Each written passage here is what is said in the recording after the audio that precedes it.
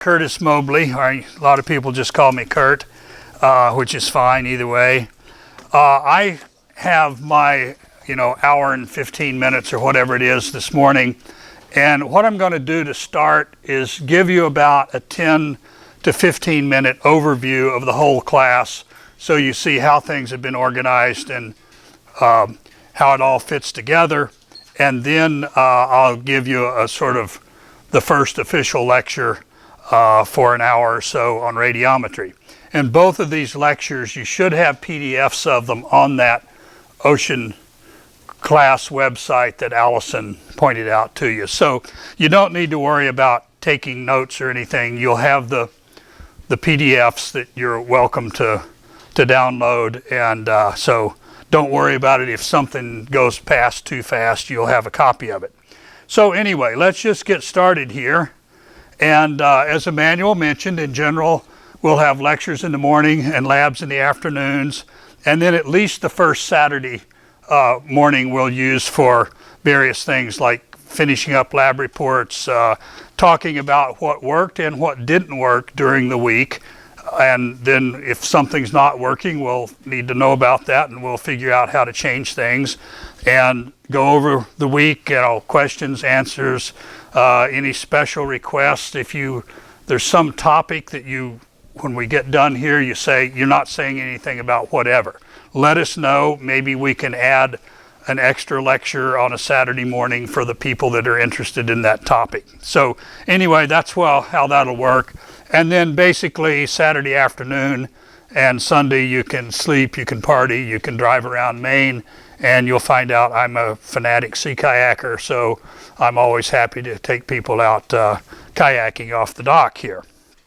Okay, and I should also mention on the safety things, I'm a certified wilderness first responder, so if you break your leg or something, come and get me up the hill. There's some little cabins. I'm in number 5. So if there's a real medical emergency, don't hesitate to come and get me. If it's just a matter of removing a tick from someplace where the sun doesn't shine, get one of your fellow students to do that. So, okay, so the way we've organized the class, one way to view it is by topics, and we sort of have 1 week on each of several different topics. So the first week is basically going to talk about the optical properties of matter, matter meaning the seawater and all the things that are in the seawater. So this leads us into what are called inherent optical properties, which is how you describe the absorbing and scattering properties of everything that's in the water. So we'll start out here in 10 minutes with some basic definitions, talk a little bit about how you describe light, and then for the rest of the week in the labs, we'll be talking about how light interacts with matter and how you measure and define absorption and scattering of light by different kinds of matter. And so that kind of leads you into when you have different phytoplankton cultures here. Why do some of them look yellow and some red and some green? That's because they have different absorbing and scattering properties. So that's kind of the focus of the first week of the class. And there will be these labs. This afternoon we're going to have a little qualitative lab just to get you to thinking about various things. But then Tuesday, Wednesday, and Thursday and Friday, there will be 4 pretty detailed labs in which you'll learn to use different kinds of instruments, spectrophotometers, AC9s, ACSs, BB9s, hydroscats, lists, whatever else, how to use those different instruments to measure absorption by dissolved substances, absorption by particles, scattering by particles, fluorescence by chlorophyll and CDOM. All of those things will be addressed in these labs in the afternoon during the first week. Then in the second week, we really talk more about light, and that's the subject of radiometry, which is the study of light and how you measure light. And so there will be an emphasis on the light side of things rather than the material side of things. This will lead us into talking about other ways that you can measure light, which are called apparent optical properties, or AOPs, and we'll talk about how then the light quantities that you measure are related to the material things like absorption and scattering. and we'll get into this thing called the radiative transfer equation that relates all of these different things. And then the labs during the second week, the emphasis will be on learning to run software like Me codes and this Hydrolite code, which solves the radiative transfer equation. You put in the material properties and it computes the light field. So the labs in the second week will be learning how to do all of those things. In the third week, the emphasis is on data collection and remote sensing. So we're going to have a couple of days where one day half of you will go out on this boat, the Iris Sea here, and then the other half will be in the laboratory learning how to download ocean color imagery from NASA using their software called CDAS, D-A-S, distributed, used to stand for CWIF's Distributed Archive System, but now it's just called CDAS. So half of you will go out on the boat, half of you will learn how to run CDAS, and then the next day you'll switch. And so then the third week, Jeremy Wardell from NASA will show up, and he will get into the real details on how all of this works on the NASA side of things. And you'll spend a lot of time talking about atmospheric correction, how remote sensing is done, how you do quality assurance and quality control and estimate errors, and so on. So emphasis on the data and NASA's version of remote sensing.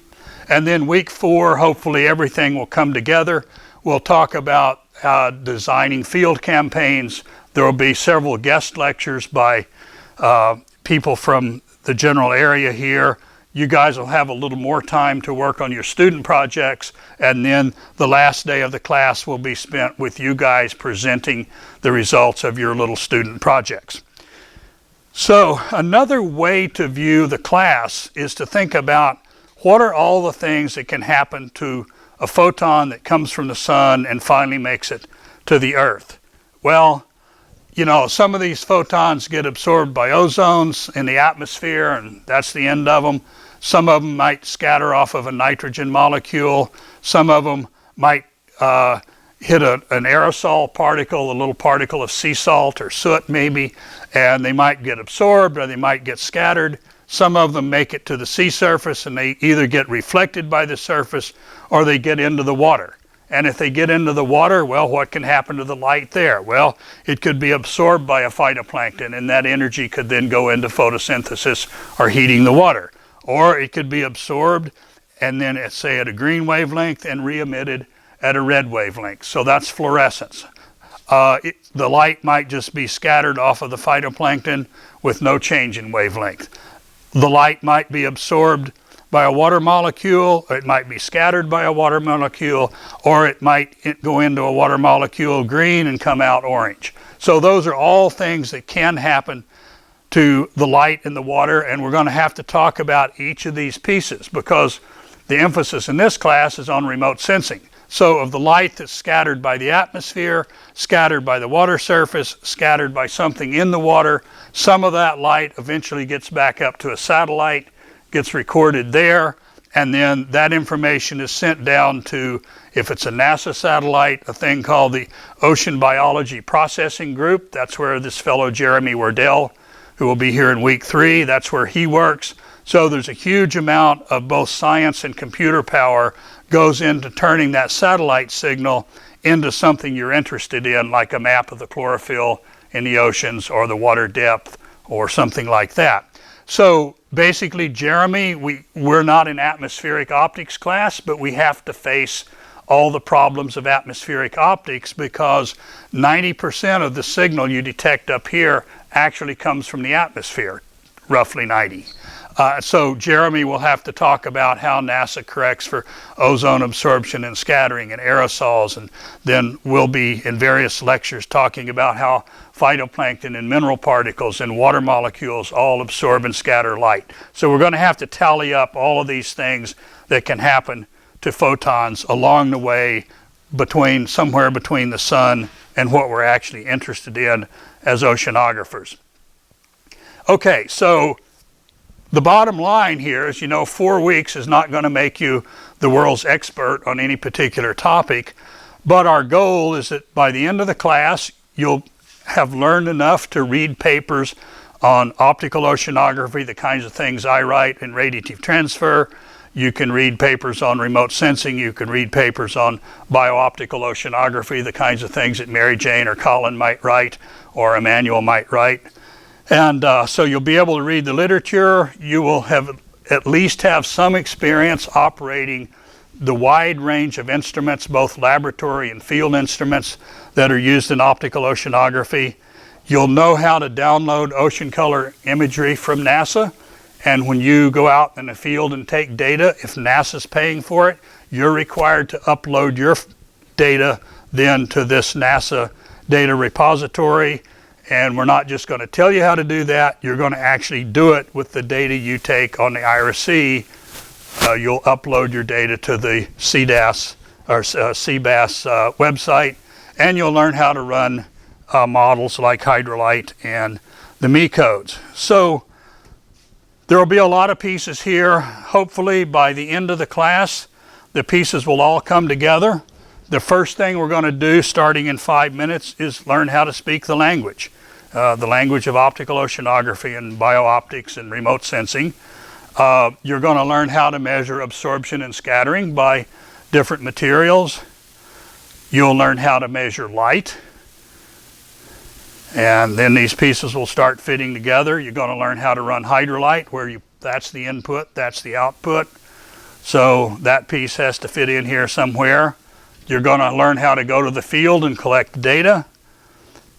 And you're going to learn how to analyze that data. There's a big difference in collecting data and ending up with good data. Not trivial, not a trivial step. You'll learn how to relate the things you measure in optics to the physics and the biology of what's going on in the ocean. And you'll, as I said, you'll learn how to obtain imagery from NASA. Once you've got that imagery, you may just look at a chlorophyll image, but you may want to get the actual remote sensing reflectance spectra from NASA and apply your own algorithms to those because you have some special thing or you think it can do better than NASA. So you'll learn how to take, or these may also be spectra that you measured on the IRC, but you'll learn to invert those spectra and out of the spectra get something you're interested in, like absorption, scattering, chlorophylls, bottom depth. You'll learn to upload your data to this CBAS system and we'll talk about how to design field campaigns so that 5 years down the road, when you're going to the field, you measure all the things you need. You don't get back after the field experiment and then say, oh gee, I should have measured this because if I didn't measure that, now I don't have what I need. So that's really important. And then the bottom line is you'll just learn how to be an optical oceanographer as opposed to some other kind like a physical or a geological oceanographer. So that's kind of where we're headed here, and that's my little 10-minute introduction. So does anybody have any questions on how that's all organized? If not, then we'll get on with the first real lecture.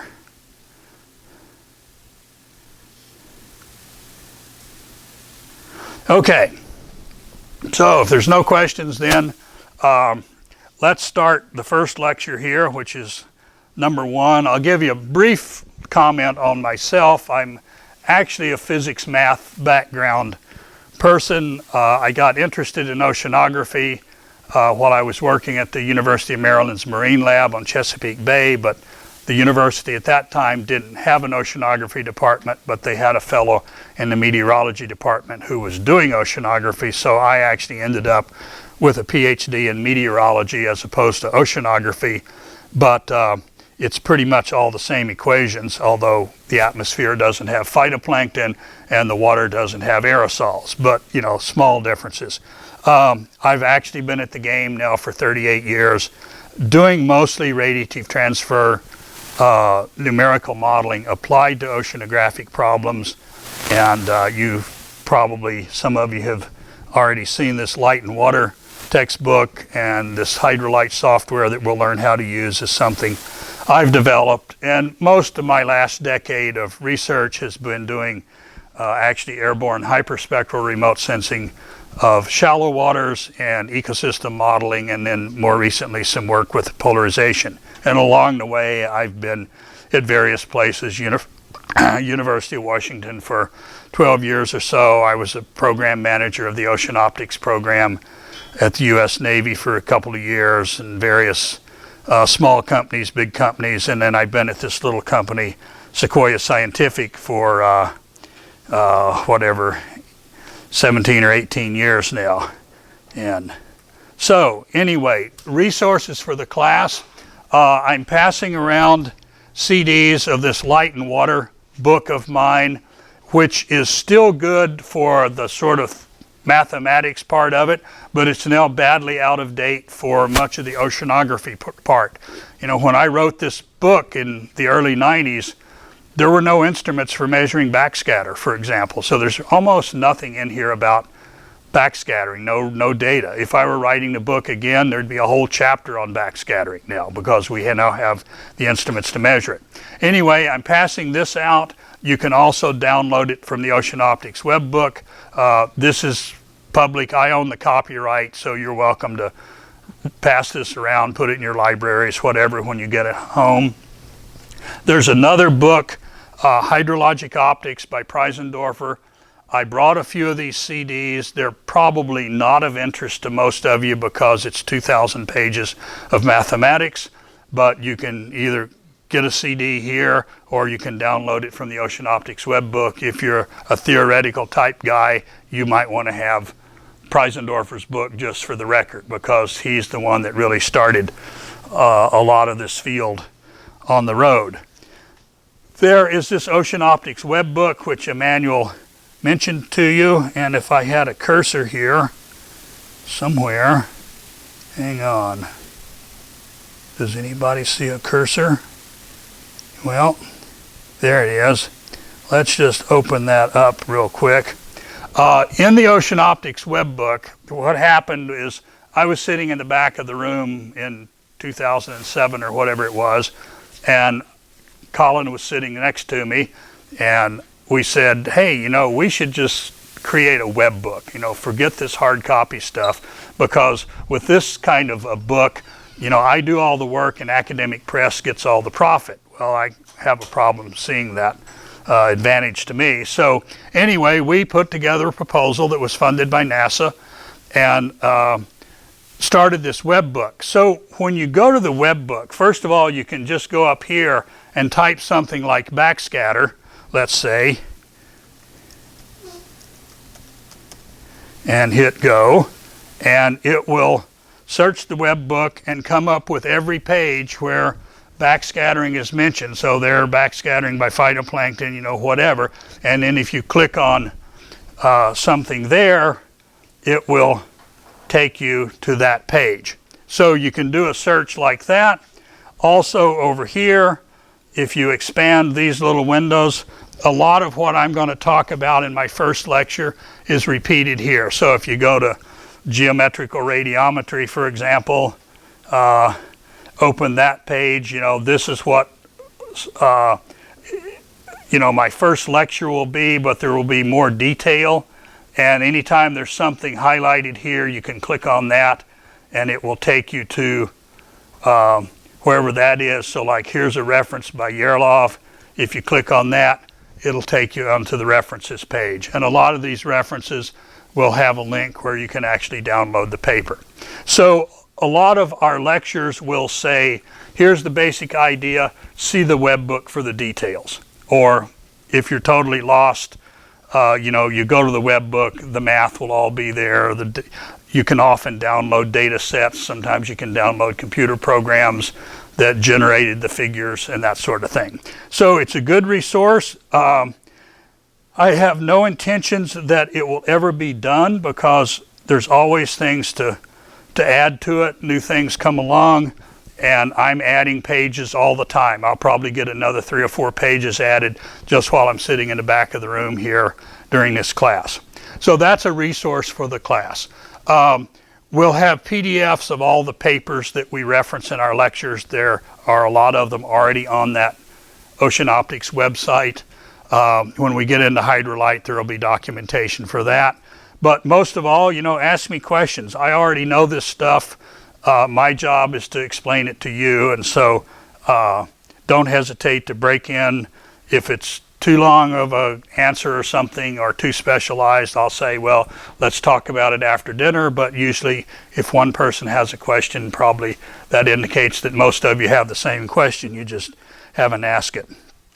Okay, so to get started in light and water, there's a table here that organizes things in various ways. So in the green box up here, there's a list of all the inherent optical properties. So absorption coefficient, volume scattering function, we'll talk about all of those things during this week.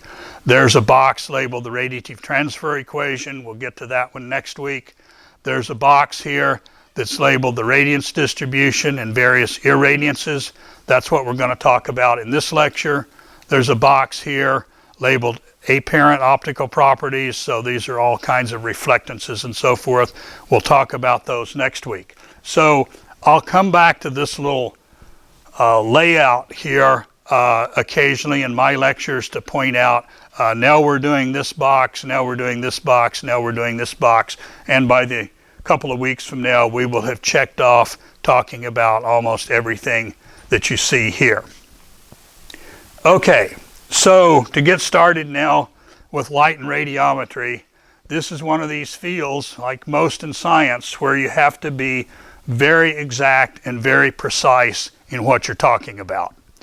And so we're going to talk about a little bit, a couple of view graphs on what is light, but more importantly, how do you describe how much light is there, what directions it's going, what wavelength it is, how do you do all of that? Well, if you're going to specify where it's going, you have to learn how to specify directions. And we're going to talk about, to start, radiance, which is the fundamental quantity for describing light. And then there are other measures called irradiances that are often easier to measure, and they may tell you all you need to know for your problem, so you don't have to measure the radiance. You can just measure one of these, but you'll see how that goes. Okay, so a couple of view graphs of physics. What is light? The answer is, I really have no idea. Light is made up of elementary particles called photons. They're fully described if you tell me what their wavelength, or equivalently the frequency is, and what's called their state of polarization. So photons, as thinking of them as little particles, they carry energy, they carry linear momentum, they carry angular momentum, just kind of like a baseball. If you throw a baseball, it has energy and momentum. The difference, though, is photons have no detectable size.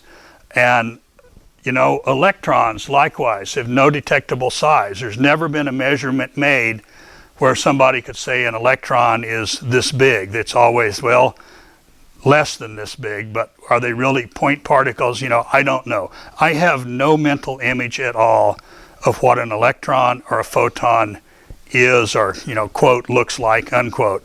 But the nice thing about it is I can predict what electrons do, and so therefore I can use electrons to light light bulbs, run computers, and so forth.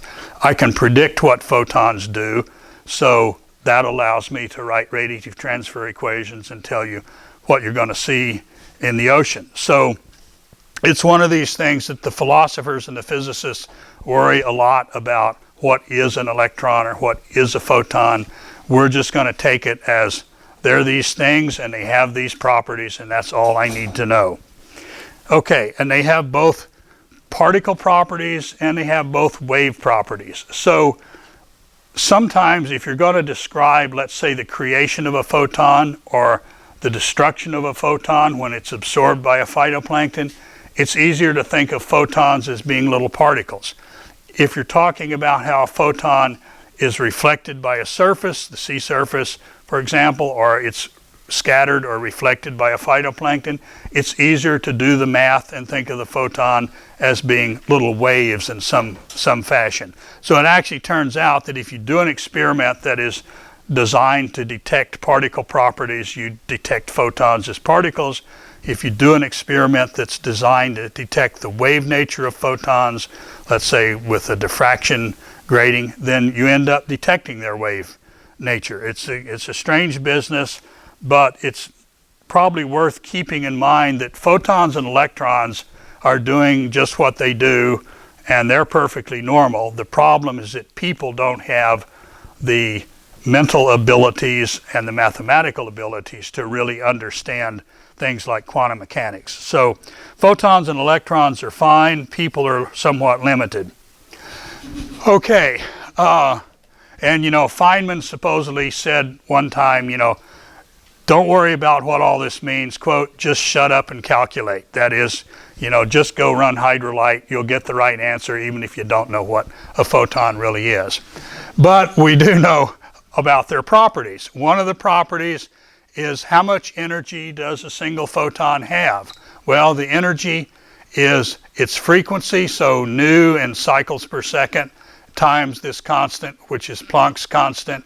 So the energy is h nu, and nu is the speed over the wavelength, so c is the speed of light in the vacuum, and the wavelength is whatever that is. So you might as well just learn energy is h nu or hc over lambda. You're going to use that for the rest of your life. And you don't have to remember the value of Planck's constant, but you have to remember this is how it works.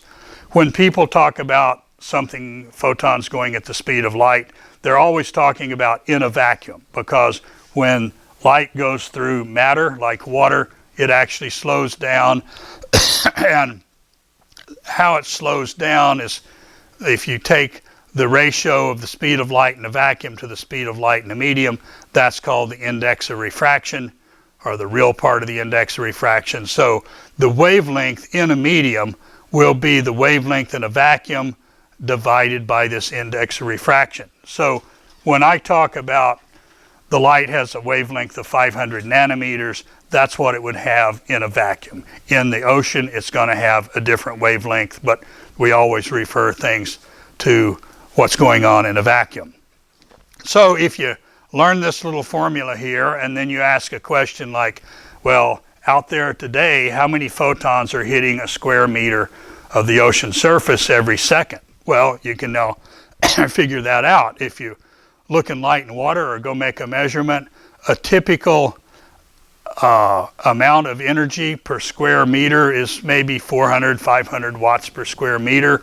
So if we think of that as being green light, which has a wavelength of about 550 nanometers, or 550 times 10 to the minus ninth meters, well, if we have 400 watts per square meter, and a watt's a joule per second, then there's 400 in energy units. Each photon has hc over lambda of energy per photon, and you divide the total energy by the energy per photon, you find out there's something like 10 to the 21st photons per square meter per second. It's an enormous number of these little particles hitting the Earth. And you'll notice if you go out and stand in the sun, you heat up. That's because the photons are transferring their energy to you. On the other hand, they don't knock you down. So the energy they're carrying is much more important than the momentum. If there was 10 to the 21st little sand grains hitting you, they would knock you down. Photons don't. So really, for our purposes, it's the energy they carry is much more important than the momentum that they carry. And on the other hand, there's 10 to the 21st photons per square meter per second. So how many are in a cubic meter just below the surface? Well, they're all moving through the cubic meter, and they're moving through at the speed of light in water, which is the speed in the vacuum divided by the index of refraction. So if you do the arithmetic there, there's something like 10 to the 12th photons per cubic meter at any given instant. But then they're all moving through at the speed of almost the speed of light. So the photons don't stay in the cubic meter very long. They're moving through. But coincidentally, 10 to the 12th photons per cubic meter, it's about the same number as the number of phytoplankton typically in a cubic meter of water. So you can kind of think of 1 photon per phytoplankton. The difference is the phytoplankton stay there, the photons move through, so each phytoplankton is getting hit by an enormous number of photons each second. Okay, so let's get on now to radiometry, which is the science of measuring and describing electromagnetic or radiant energy. And that's the things that are covered in the red box here.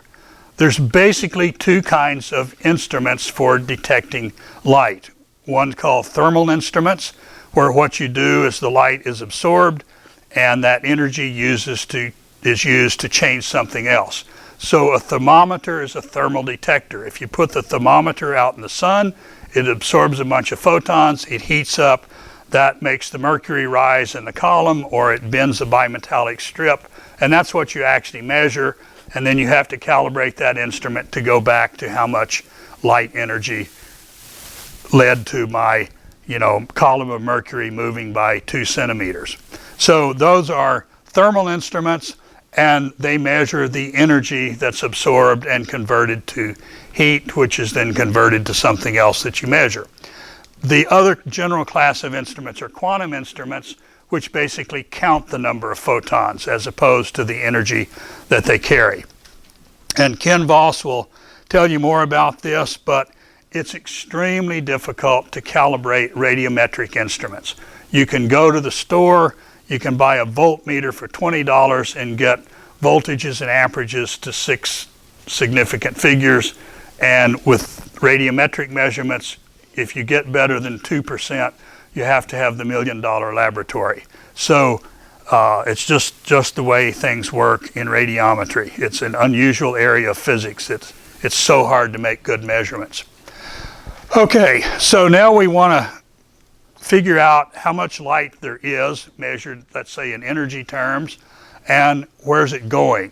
So we have to learn to specify directions. First warning, in radiative transfer theory, so that's me and inside hydrolite, when I say the direction is theta phi, I pick some coordinate system and it's going in this theta and this phi, I'm talking about the direction the light is going. If you read a paper by an experimentalist and they have a picture and it says here's the radiance as a function of theta, for example, their theta may be the direction the instrument was pointed, so 180 degrees difference. Can be kind of confusing. So just be warned there. In my lectures and in hydrolite, I'll always call the direction the instrument's pointed theta sub v for viewing and phi sub v. That's the viewing direction, which is in the opposite direction to the direction the light is going. I try to always distinguish those things and be very careful about it.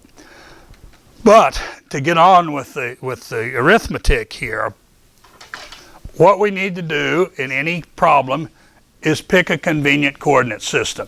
So in my case, in hydrolite, I'm going to let x point downwind, and the z direction will be down into the ocean, and then y is whatever the other direction is. If it's an atmospheric paper, they may let x be to the east, y to the north, and z be upward. You just pick whatever's convenient for your problem. And now we're going to describe the direction the light is going by a little unit direction c. So this will have length 1, but it'll have some theta and phi, theta polar direction, phi as a mutual direction in my coordinate system.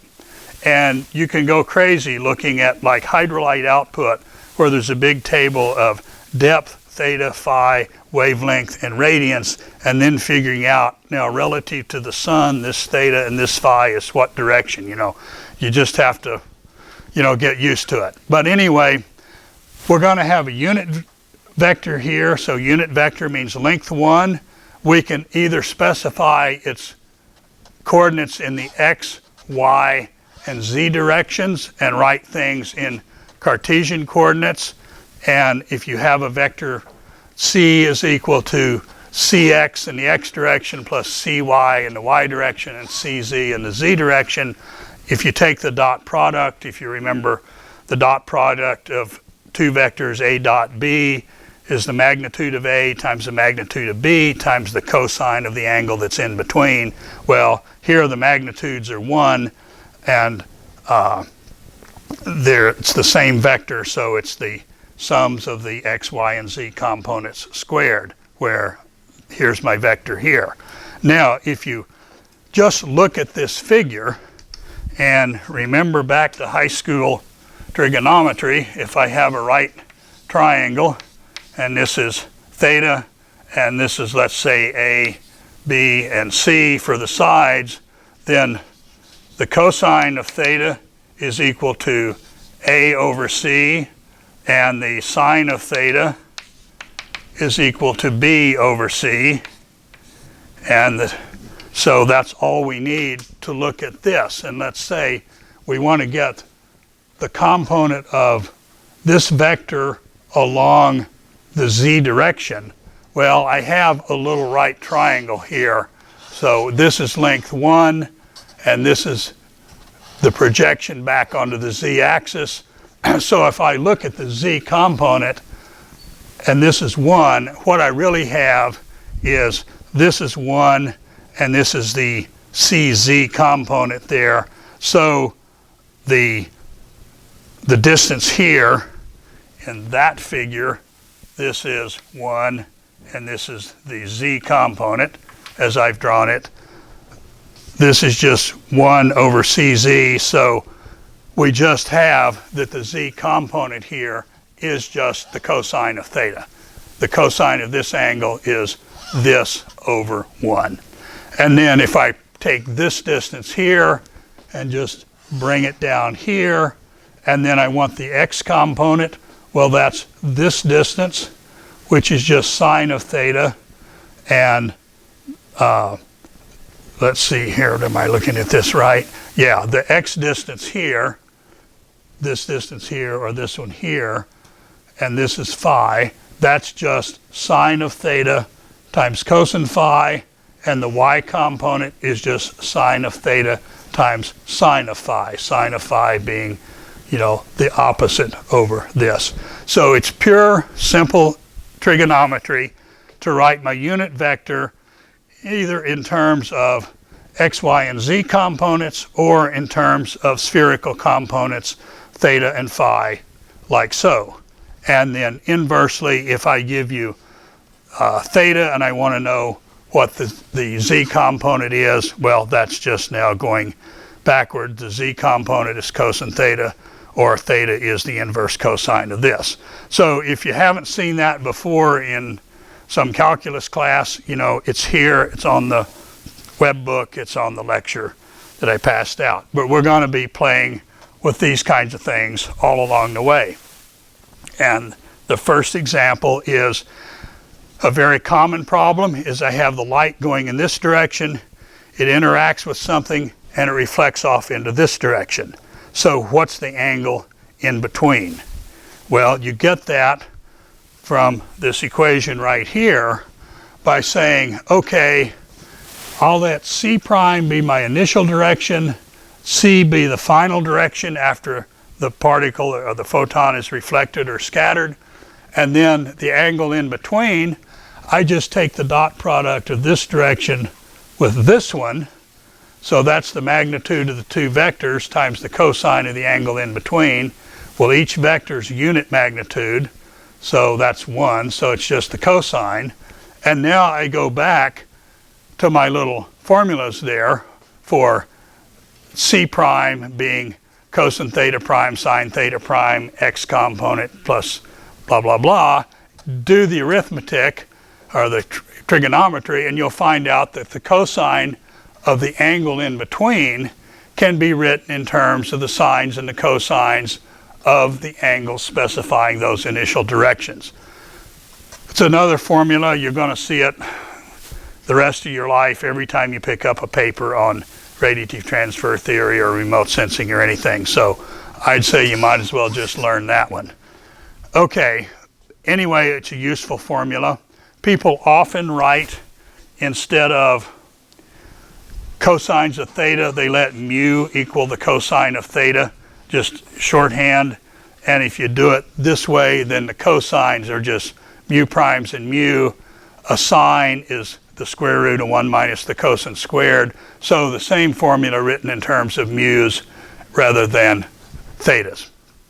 Okay, next couple of things to learn are angle and solid angle. Most of you have a feeling for an angle, and if I say, oh, you know, what's the angle of that? You'll say, oh, it looks like about 30 degrees, because you've played around with angles. But you may not have played around with solid angles, which are the three-dimensional equivalent. So the way to kind of back up and think about angles and solid angles is that the real definition of an angle says, think of a circle here of some radius r, and I have some distance on the circumference of the circle L there. Well, what's the definition of the angle theta here? It's that theta is defined as the arc length over the radius. So this could be, you know, 10 centimeters and 8 centimeters, and theta is then 0.8. Now, that's a non-dimensional number. It doesn't matter whether it's 8 centimeters or 8 meters. It's non-dimensional. We give it this name of radians to kind of remind us that this number 0.8 is a measure of angle, so it would really be 0.8 radians. And then a circle, if we go all the way around, that's a full circle is 2 pi times the radius divided by the radius. The radius canceled out. So there's 2 pi radians in the angle of a full circle. Okay, you guys already knew that. Now, to go to 3 dimensions, which is going to be important, if I have, here's my radiometer here, I'm going to put a sensor at one end of this hole here, and it's going to look out the other end of the hole. And I need some kind of measure of how much of the space or how much of the sky am I seeing when I look through this hole right here. Okay, that leads us to solid angle. And just like plane angle is the ratio of an arc length to a radius, solid angle is the ratio of an area to the radius of a sphere squared. So if I want to know the solid angle of this, I measure the area of the little hole here, so that's maybe 5 square centimeters. I measure the radius of this, so it looks like 20 centimeters. So the solid angle of this, if those were the numbers, I'll do one over here. The solid angle omega would be area of the surface of a sphere. If I think of this as the radius of a sphere that's that big, would be like 5 centimeters squared divided by the radius of the sphere, so that might be 20 centimeters. So radius squared, the centimeters squared go out, so that's 5 over 400, and we give that a name of steradian. Ster meaning solid from the Greek, I think it is. So that's all it is to measuring the solid angle when you want to build an instrument. Just think of it, arc length over radius, area on the surface of a sphere over radius squared. And notice in both cases the radius actually cancels out and just leaves you with a number. Okay, so that's how you define solid angle. Now you want to compute it in a math problem like inside Hydrolite. Well, once again, you can have your coordinate system x, y, z. You just go back, we're going to have our theta, phi spherical coordinates. And I want to think of, okay, I have a little patch of surface here on the surface of the sphere, so I need to figure out how much little area I have on the surface. I'm going to divide it by the radius squared. Well, if you look at, here's radius r, here's angle theta, so as I go from theta to theta plus d theta, I'm sweeping out a little distance dr here, or a little side, which is r d theta. It's just exactly what we have here. if I go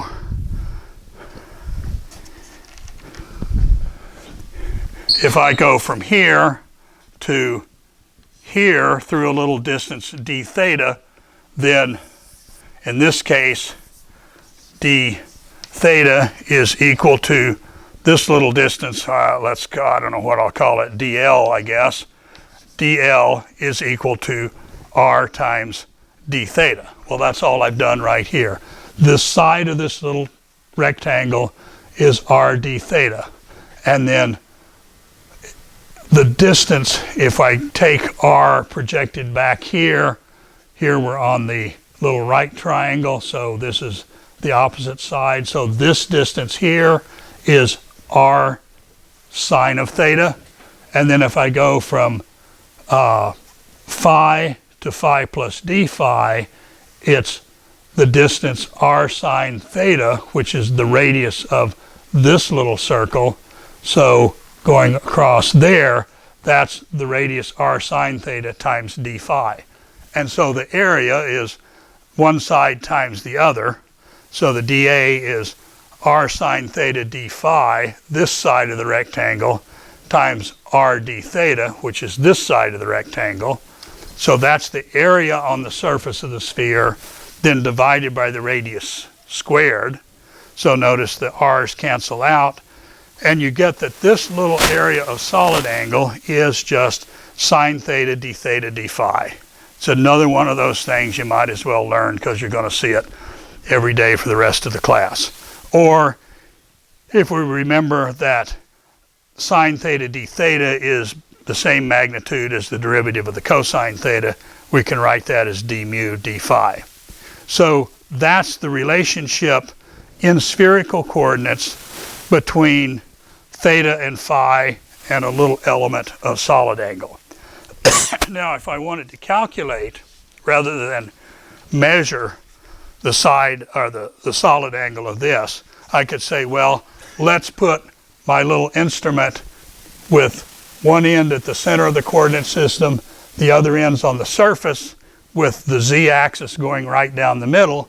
And now what I'll do to compute the solid angle is I'll take my element sine theta d phi, and I'm going to integrate from theta equals 0 out to whatever the half angle is here. So if here's my little tube, and it's some radius r here, and then here's my z-axis, and I'm going to go from z equals 0 out to some little angle theta, which might be 4 degrees or something like that. So I'm just going to integrate this from theta prime equals 0 out to whatever that angle is, and then I'm going to integrate all the way around in phi. So from the calculus viewpoint, I do the integration here. Phi just integrates into 2 pi. The sine theta d theta, that integrates into cosine, and then you've got the upper limit minus the lower limit, which is 0. Cosine of 0 is 1, and cosine of theta. So I have this nice little formula that says the solid angle of my little tube here is 2 pi 1 minus the cosine of whatever this half angle is. So that's how it actually gets used in math, or it's 2 pi 1 minus mu if I write mu instead of cosine theta. So when you have an instrument and you want to compute things like what's the solid angle or the field of view of this instrument, that's how you compute it. Okay, now all this gets used then when I want to build an instrument to measure radiance. Bottom line is, if you know the radiance, you know everything there is to know about the light field, and you're done. The catch is that it's a really complicated thing to measure.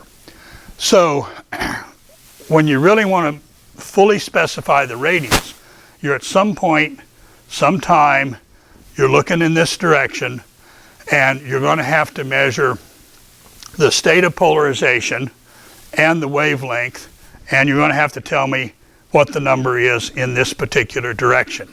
Well, That's usually more than people want to bother with, but that's what the full thing is. Most of the time, we'll use an instrument that is not sensitive to polarization. It's just going to measure the total energy coming in, and it doesn't care if it's polarized one way or the other or unpolarized. So we'll only talk about the first component of the what's called the Stokes vector, which fully specifies the radiance. The first component is simply the magnitude in terms of energy. And the way you do that is you take a little tube, just like this one, which is called a Gershon tube for the Russian fellow that first started doing this. You're going to put a sensor at one end of the tube. You're going to then let the light go in the other end of the tube. And so you need to know the solid angle. Okay, so you're going to put a detector down here. Generally, you want to measure things as a function of wavelength. So let's say if we're measuring just the green light, we'll want to put a filter in here that lets through only a narrow range of wavelengths. We'll usually put a diffuser in here. Now, a diffuser is just a piece of often called opal glass, but some material like glass that lets the light go through. But like a frosted glass window, when you have a frosted glass window, you can see there's light coming through, but you can't see, there's a tree here and there's a car there. It's all blurred together. Now, the reason you put a diffuser in here is because normally, you might be looking at the sun in this direction and the sky in that direction, and that would mean you need to have a sensor that's as big as everything that's down here, because this part of the sensor would be seeing bright sunlight, this part would be seeing, less bright skylight. Well, if you put a diffuser in here, you're wanting to make the light homogeneous spatially inside here so you can use a smaller sensor. So rather than having a sensor this big, which is very expensive, you can use a sensor that's only 1/10 of the area, and then you multiply by 10. So that's the purpose of the diffuser.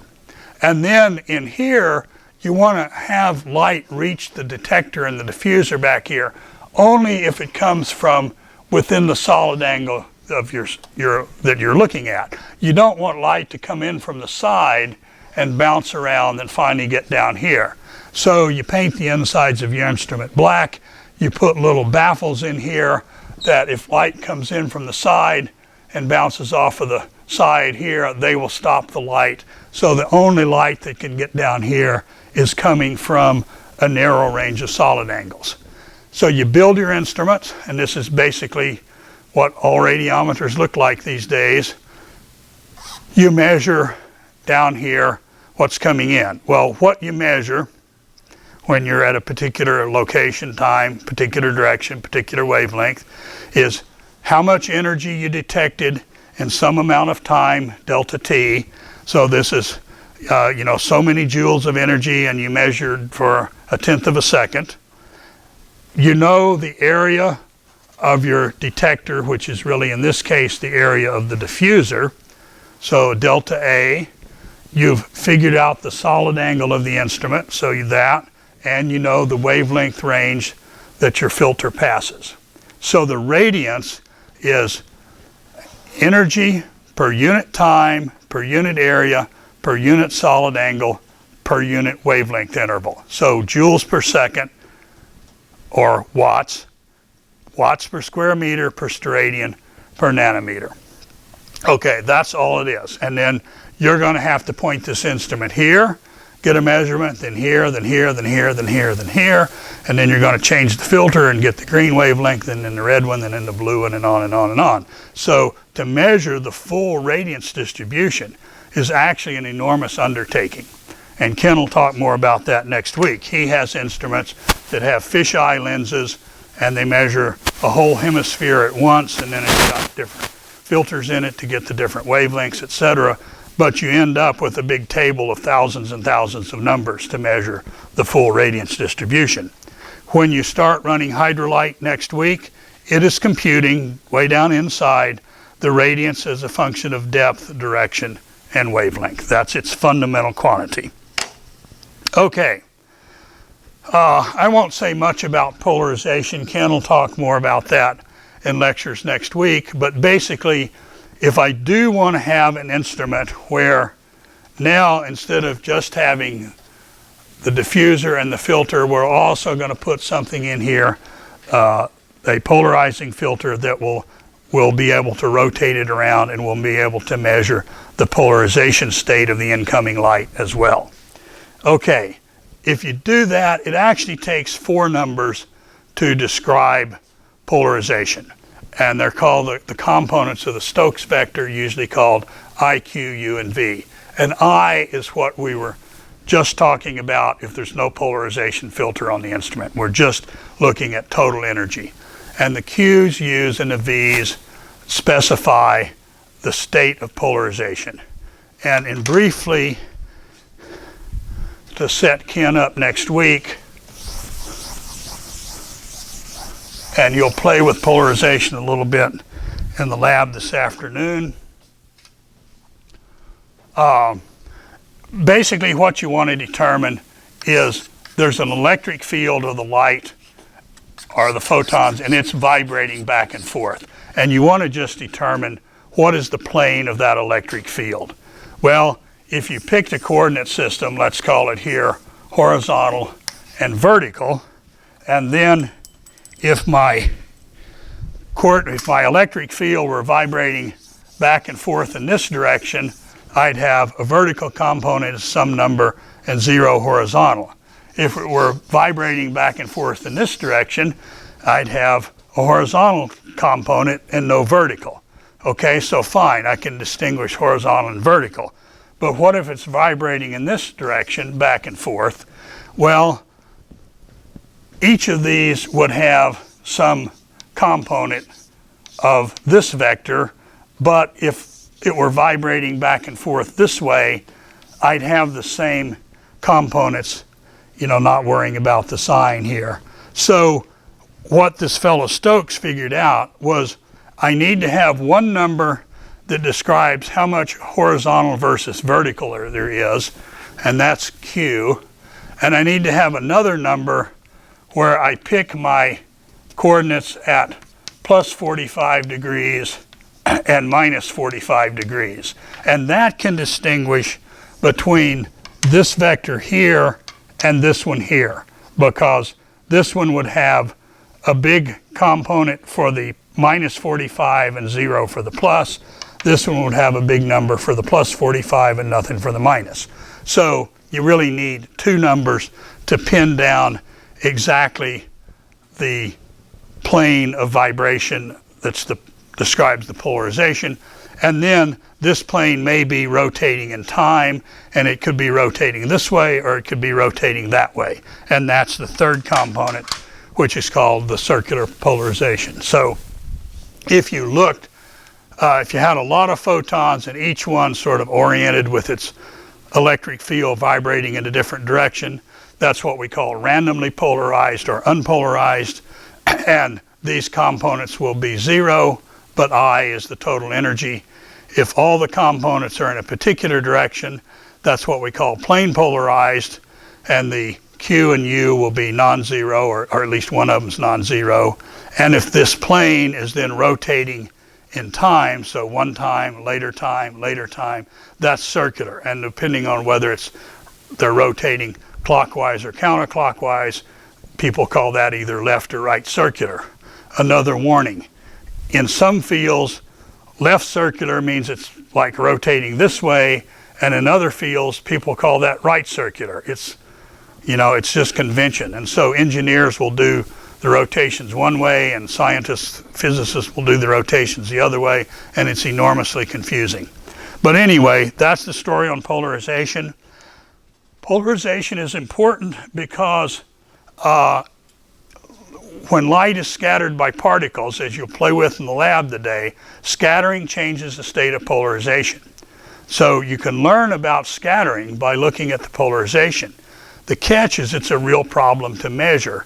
So historically in oceanography, people haven't paid attention to polarization because it's hard enough just to measure the unpolarized part of the Stokes vector, the I component. But looking down the road, polarization will become more important in the future. There's already been one satellite, the Polder instrument launched by the French, which used polarization to measure more about the optical properties of the